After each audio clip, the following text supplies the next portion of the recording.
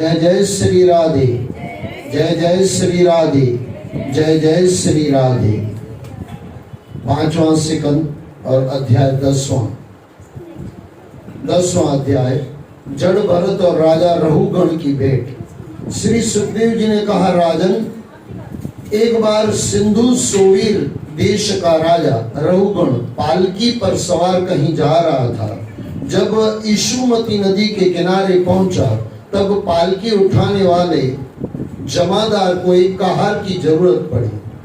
तभी उसकी दृष्टि उधर घूमते हुए हट्टे कट्टे जड़ भरत पर पड़ी तो उसने उसे पकड़कर राजा की पालकी के कहारों के साथ जोड़ दिया। महात्मा भरत यद्यपि इस प्रकार के कार्य के योग्य नहीं थे, परंतु उन्होंने कुछ नहीं कहा और पालकी के साथ चलने लगे। ब्राह्मण जड़ भरत अहिंसक व्यक्ति थे। उनके पैरों के नीचे कोई जीव ना आ जाए ऐसा सोचकर वे नीचे की ओर देखकर चल रहे थे और संभल संभल कर कदम बढ़ा रहे थे।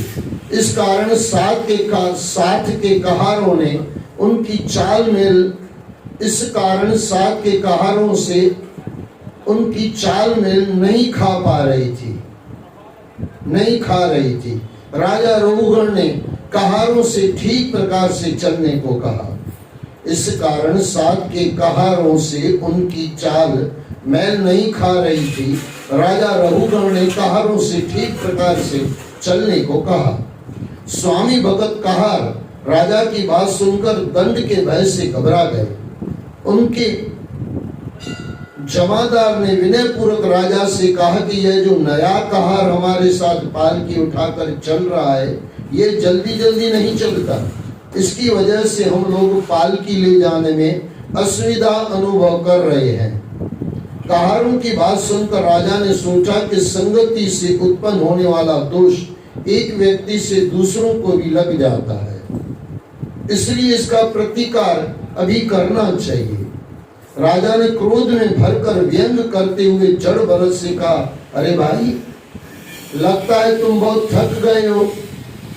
तुम्हारे साथियों को तुम पर जरा भी दया नहीं आई, इसलिए इन्होंने तुम्हें सहारा नहीं दिया। लगता है इतनी देर से तुम अकेले ही पालकी ढोते चली आ रहे हो। तुम्हारा शरीर मोटा ताजा है पर स्वस्थ नहीं है। तुम्हारे ऊपर बुढ़ापा भी शाता चला जा रहा है। क्यों, ऐसी ही बात है ना। राजा के द्वारा इस प्रकार ताना मारने पर भी जड़ भरत बिना कुछ बोले और बिना बुरा माने चुपचाप चलते रहे। वे तो ब्रह्म रूप हो चुके थे। उन्हें अपने शरीर का जरा भी मोह नहीं रह गया था।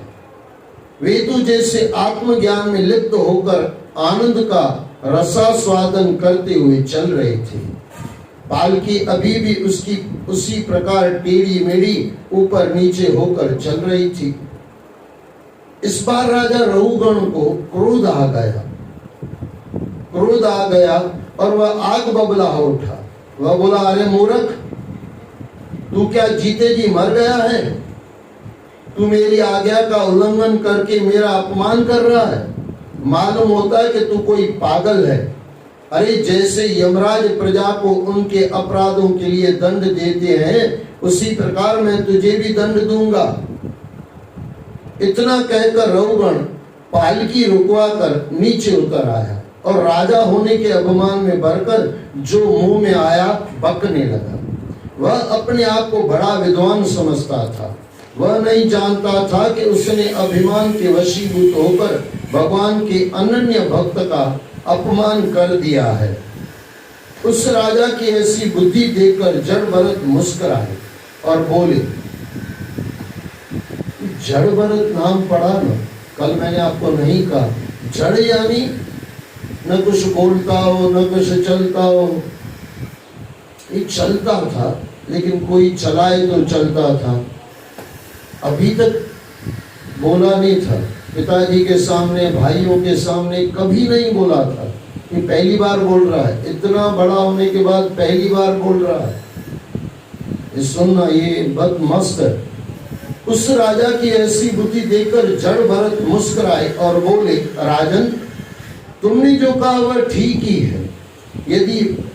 यदि भार नाम की कोई वस्तु है तो ढोने वाले के लिए है, यदि कोई मार्ग है तो वह चलने वाले के लिए है।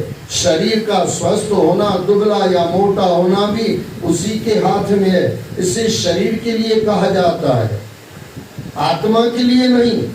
ज्ञानी जन के मुख से ऐसी बातें शोभा नहीं देती। स्थूलता, कुशलता, आदि व्याधि, भूख प्यास, भय, कलह, इच्छा, बुढ़ापा, निद्रा, प्रेम, क्रोध, शोक और अभिमान, ये सारे धर्म शरीर का अभिमान करने वाले में रहते हैं।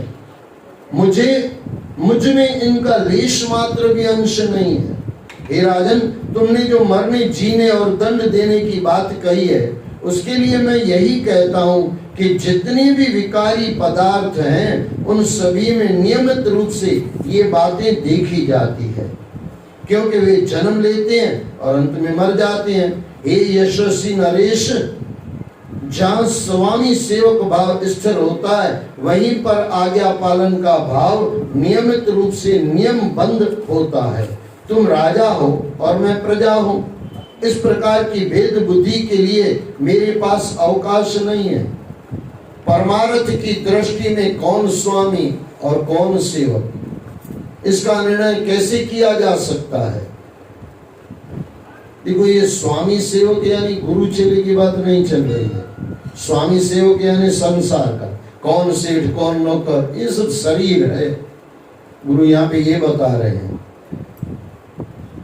परमार्थ की दृष्टि में कौन स्वामी और कौन सेवक, इसका निर्णय कैसे किया जा सकता है? फिर राजन, यदि तुम्हें राजा होने का अभिमान है तो कहो मैं तुम्हारी क्या सेवा करूं? वीरवर, मैं मत उन्मत्त, पागल और मूर्ख, जड़ भरत अपनी ही स्थिति में रहता हूं। मुझे दंड देकर तुम्हें क्या हाथ लगेगा?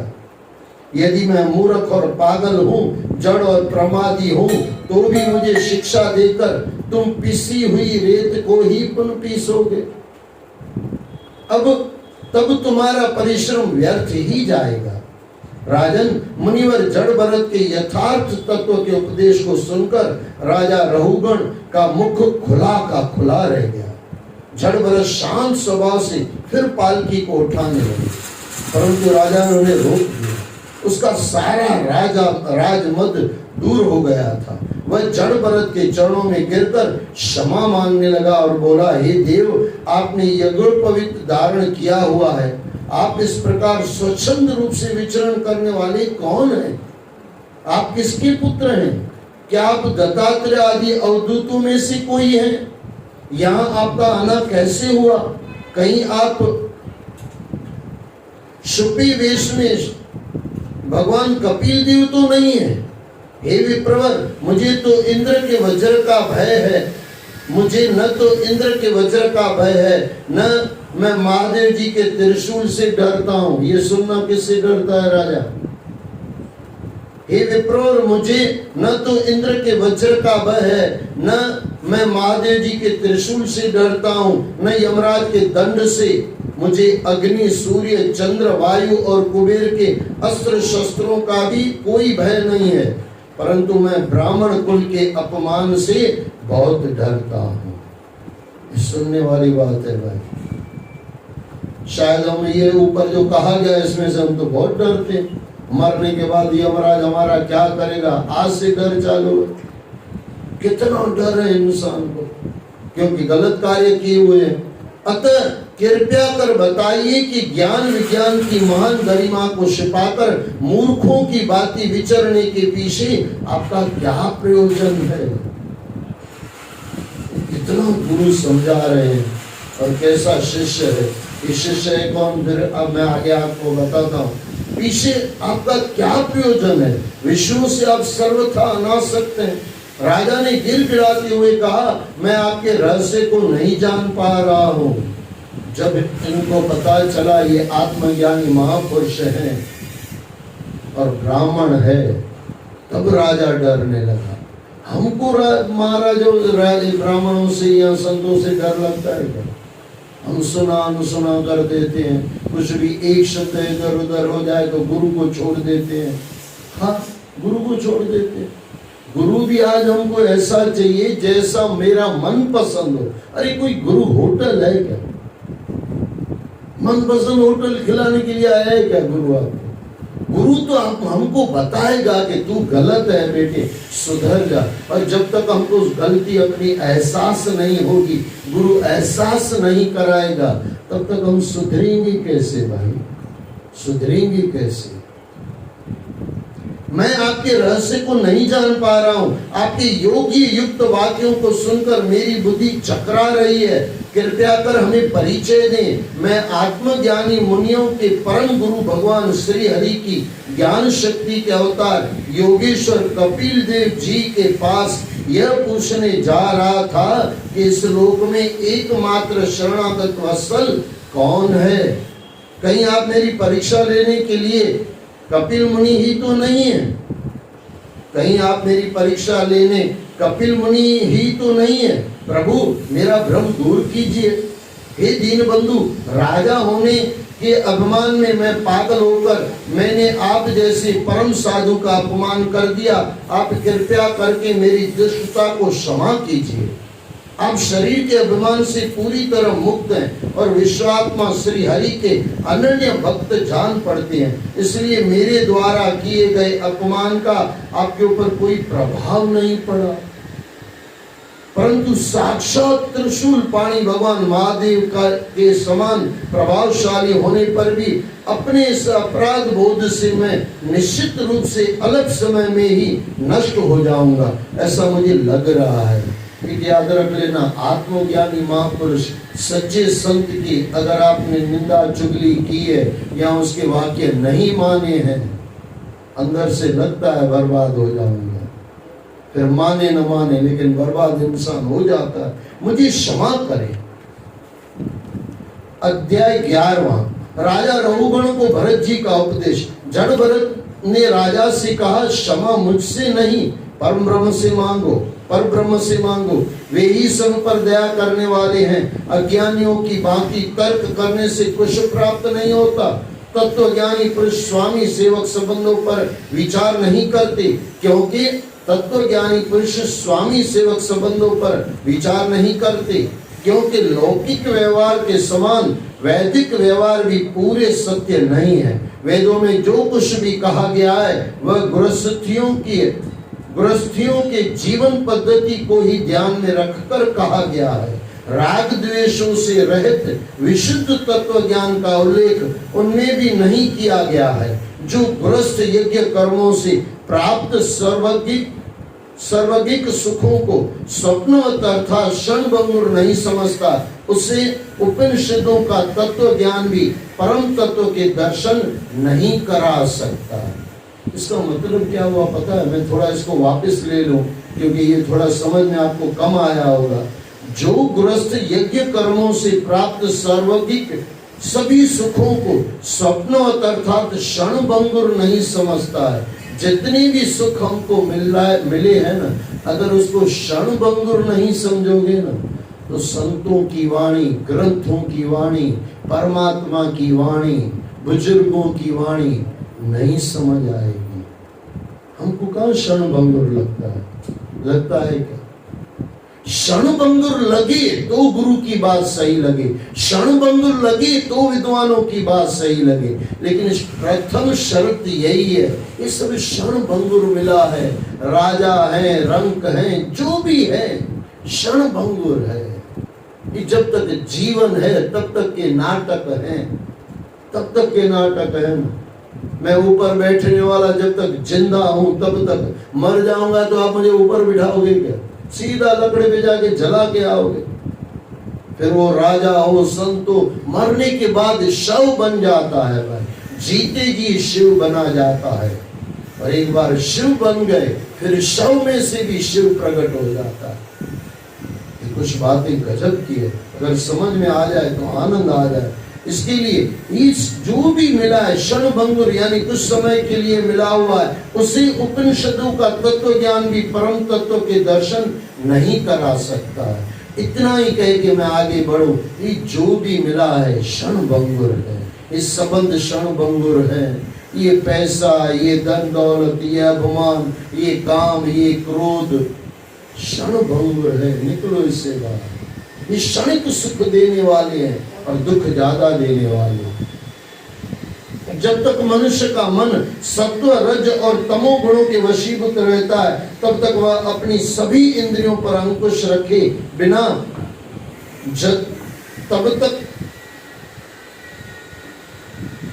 जब तक मनुष्य का मन सत्व, रज और तमो गुणों के वशीभूत रहता है, तब तक वह अपने सभी इंद्रियों पर अंकुश रखे बिना शुभ अशुभ कर्मों में ही लिप्त रहता है। उसका मन भौतिक वासनाओं में ही उलझा रहता है और वह अपने को कभी सुखी और समर्थ अनुभव करता है तो कभी पतन में, गर्त में गिर जाता है। कभी हमको लगता है बहुत सुखी है, कभी लगता है बहुत दुखी है। ये सुख दुख सब छाया है। आनंद में आ जाओ तो न सुख है न दुख है। यह मायावी मन इस प्रकार जीव को संसार चक्र में डालकर घुमाता रहता है। जब तक यह मन है तभी तक जीव के सामने अच्छे बुरे दृश्य बने रहते हैं। मन यानी संसार, इतना समझ लो। और मन यानी मुझे कुछ चाहिए, ये मन है। मुझे कुछ नहीं चाहिए तो मन गया, चाह गई। बहुत प्रिय श्लोक आपको भी मैंने काफी बार कहा। मेरे प्रिय श्लोक, मेरे समझो जो अतिशय श्लोक प्रिय लगते हैं उनमें से एक ये है, चाह गई चिंता मिटी मनवा बेपरवाह जिसको कुछ न चाहिए शामों के शाम। मन गया यानी इच्छा गई तो मन गया। अतः इस मन को वश में करके परम तत्व के दर्शन किए जा सकते हैं। देखो कितना बढ़िया गुरुओं ने बता दिया। अतः इस मन को वश में करके यानी विचार किसी से भी मुझे कुछ नहीं चाहिए, मुझे किसी से लेना देना नहीं है। लेना देना नहीं है, लेना तो नहीं है, देना ही देना है। ये बंदे को कोई दुखी कर सकता है क्या? आप हमारे में से हम जो भी बैठे हुए हैं आज से एक नियम बना दें, मुझे जीवन में से कुछ लेना नहीं है, सबको देना है। आपको कोई दुखी कर सकता है क्या? सवाल ही नहीं पैदा होता। और इतना करने से गुरु बता रहे क्या मिलेगा? अतः इस मन को वश में करके परम तत्व के दर्शन किए जा सकते हैं। यही वह मार्ग है जिससे जीव मोक्ष प्राप्त कर सकता है। विषय वासनाओं में लिप्त रहने वाला मन जीव को सांसारिक संकटों में डाले रखता है। इनसे तटस्थ होकर ही शांति में मुक्ति प्राप्त की जा सकती है। हे राजन, 5 कर्मों इंद्रियां और 5 ज्ञानी इंद्रियां तथा एक अहंकार, ये 11 मन की वृत्तियां है। इसके द्वारा उत्पन्न 5 प्रकार के कर्म, 5 तन्मात्राएं और एक शरीर, ये 11 इसके आधारभूत विषय हैं। गंध, रूप, स्पर्श, रस और शब्द, ये 5 ज्ञानी इंद्रियों के विषय हैं। और मल त्याग, संभोग, गमन, भाषण और लेना देना आदि कर्म इंद्रियों के विषय हैं। ये शरीर मेरा है, इस प्रकार से स्वीकार करना अहंकार का विषय है। मन की ये 11 वृत्तियां काल, कर्म और स्वभाव के अनुसार करोड़ों वेदों में विभक्त हो जाती है, परंतु इन सभी की सत्ता का केंद्र आत्मा है, मन नहीं। शरीर तो इन्हें क्रिया रूप में परिणित करने वाला माध्यम मात्र है जो नश्वर है। आत्मा इन सभी की सत्ता का केंद्र होते हुए भी इससे विलग एक तटस्थ दर्शक की भांति इन्हें देखता रहता है। ये समझ में आ जाए ना, सब हो जाए। देखने वाले हैं, खरीदार मत बनो। बहुत प्यारा किसी संत से मैंने सुना था, कितना मस्त है। इस संसार में खरीदार मत बनो। पत्नी को भी खरीद मत लो, पति को भी खरीद मत लो। आप बोलोगे खरीद लेते हैं क्या?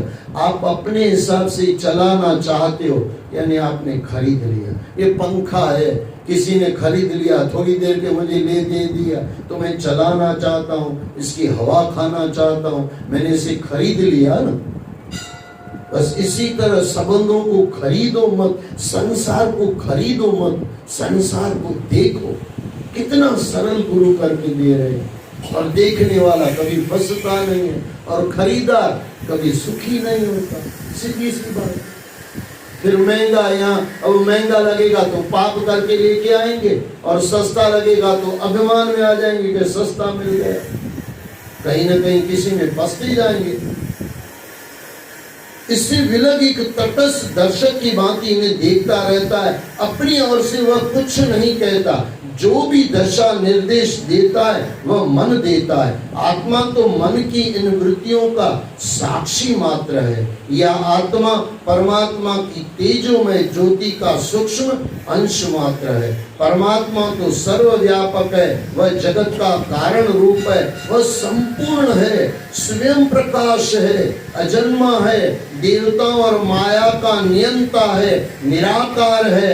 वह आत्मा के द्वारा सभी प्राणियों के अंतकरण में रहता है। वही समस्त प्राणियों में चेतना भरता है। वही समस्त जीवों का आश्रय दाता भगवान वासुदेव है। जैसे वायु निराकार होते हुए भी अनुभव गम्य जीवों की प्राण रूप होकर उन्हें प्रेरित करती है, उन्हें सक्रिय बनाती है, उसी प्रकार परमात्मा वासुदेव सर्व साक्षी आत्मा के रूप में सभी जीवों में विद्यमान रहता है। जब तक मनुष्य अपने ज्ञान से इस दृश्य जगत के मायावी प्रपंच को तिरस्कार नहीं करता, देखो वापस आया, ये विषय तो छोड़ने पड़ेगा, विषय में से दूर जाना पड़ेगा।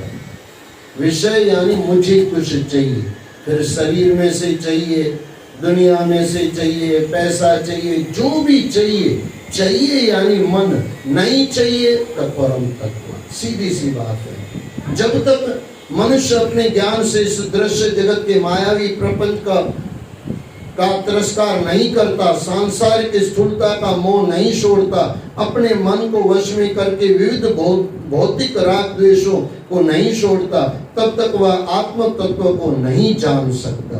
देखो वापस दोहराई गई बात। राजन, यह मन मनुष्य का सबसे बड़ा शत्रु है। इसे नियंत्रण करना बड़ा कठिन है। मिथ्या होते हुए भी इसे आत्म स्वरूप को, सत्य को, इस मिथ्या होते हुए भी इसने आत्म स्वरूप के सत्य को आसंदित कर रखा है। यानी मैं, मेरा शरीर सच्चा, ये दुनिया सच्ची और जो आत्मा सच्चा है। आसंदित यानी मेरी भाषा में बोलो तो उसको ढक दिया है, पर्दा डाल दिया है।